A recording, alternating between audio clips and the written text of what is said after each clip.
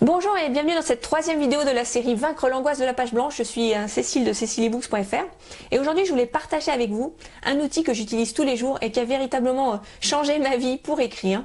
Alors vous allez me dire peut-être qu'un outil c'est pas forcément une fin en soi, c'est un moyen pour arriver à faire quelque chose, effectivement, mais il y a quand même des outils qui permettent de passer des caps parce que si vous n'avez pas le bon outil, vous avez tendance à vous focaliser en fait sur le moyen plutôt que sur l'objectif. C'est quand même dommage.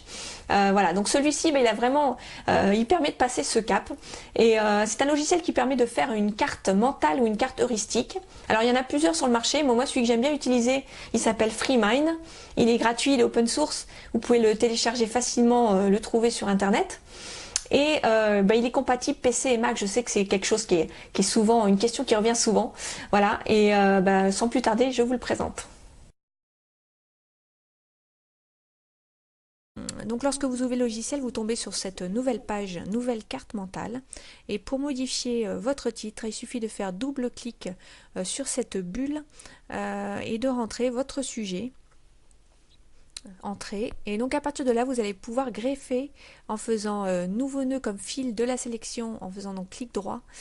Nouveau nœud comme fil de la sélection, vous allez pouvoir greffer vos différentes idées, faire une espèce de brainstorming et mettre vos idées sur ce logiciel comme elles vous viennent.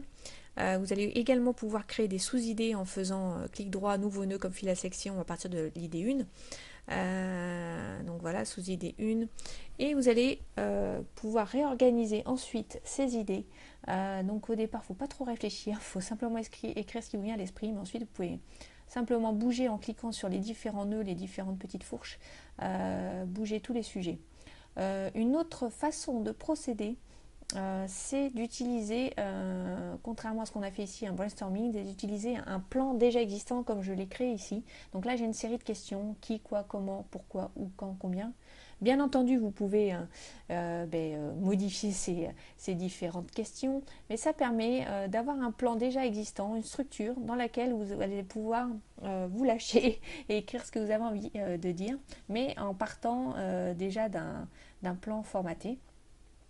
Et l'avantage, c'est que vous avez une vision en un clin d'œil sur une même feuille de la structure de vos idées. Donc là, vous remplissez au fur et à mesure votre plan.